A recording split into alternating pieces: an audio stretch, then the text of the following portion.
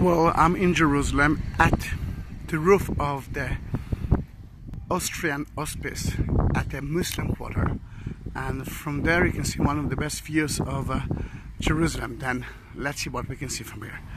The far away month, not so far away, let's face it, it's month of Olives.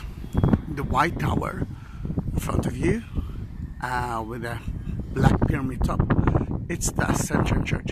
Actually it's not, it's the Russian Ascension Church, but the real site where Jesus ascended into heaven is to the right of it. I don't know if you can see, but there's a small minaret to the right of it, and that used to be the Ascension site itself, but now it's a mosque. To the right of it you can see a big area, white area. On top of that white area you can see 7 arches. The white area is the Jewish cemetery on top of Mount of Olives. The Jews and the Christians, and even the Muslims, believe that the Messiah, Christ, or Allah, will come from here, and that the resurrection day will start from Mount of Olives. To the right of it, not so far away from us, you can see the Golden Dome, the Dome of the Rock, which is the story of Jerusalem. Beneath that Dome of the Rock, which today it's a Muslim site, is a rock, and this is the foundation rock according to the Jews and the Christians. That's where God started to create the world. Later on, the story of Adam and Eve happened on top of that stone. The story of Abraham and Isaac. Abraham almost sacrificed Isaac on top of that stone, Mount Moriah. And then later on, the 2 Jewish temples were built on top of it. Then the Holy of the Holy for the Jews is actually that rock, not the Western Wall. The Western Wall, it became holy because this is the closest place to the Dome of the Rock and to the Jewish quarter.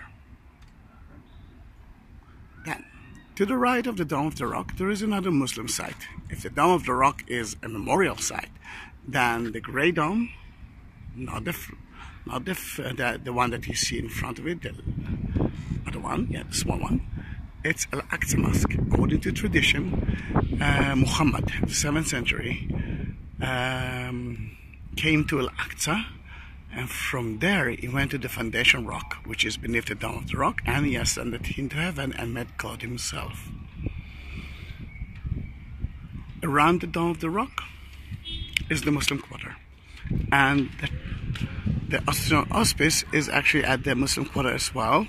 And you can see here the Grey Dome of the Armenian Catholic Church, which is part of the Via Dolorosa. Beneath it, in the grotto, you can find the 4th station when Mary met Jesus, but not so far away, just there below that red roof building, you can find the 3rd station where Jesus fell for the first time.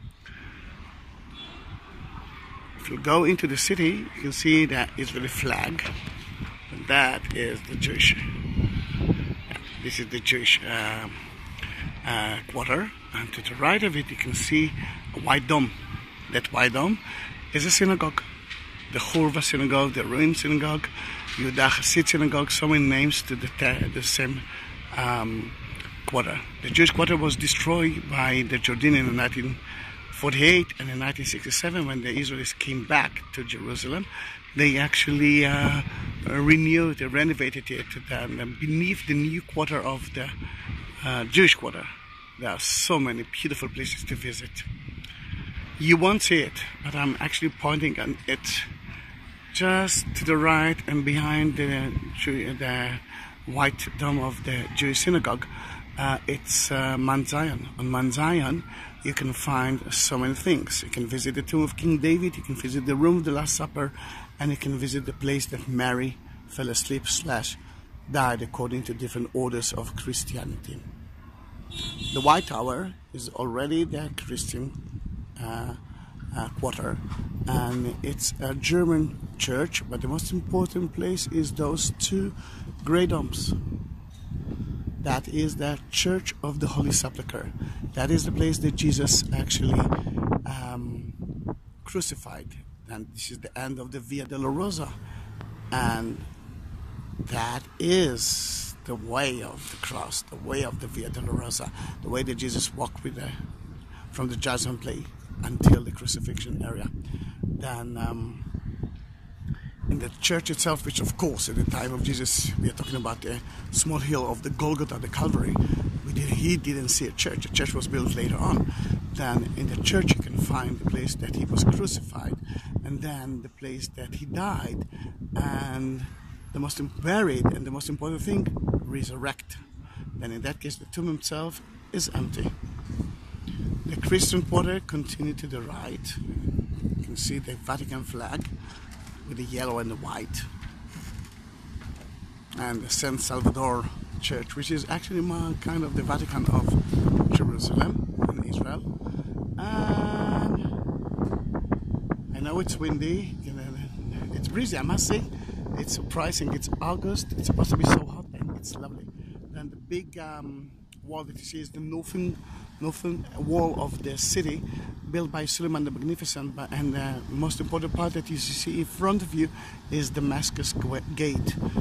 That gate will lead you to Damascus, but 2 minutes outside the gate you can find another tomb of Jesus, which is the Garden Tomb according to the Protestant. And in that case, 2 tombs of Jesus in that city. This is the Muslim quarter, but you can see a lot of Israeli flags. Israeli flags actually represents houses of that was built by Jews in the Muslim quarter. That was, I don't know how long, but now you know a lot about the city. Look at the roofs with a lot of small domes, but that's for a different video, different movie. Well, goodbye and see you at Jerusalem, a city of peace. And it's totally different than the city of Sky News and CNN. Come and see it by yourself.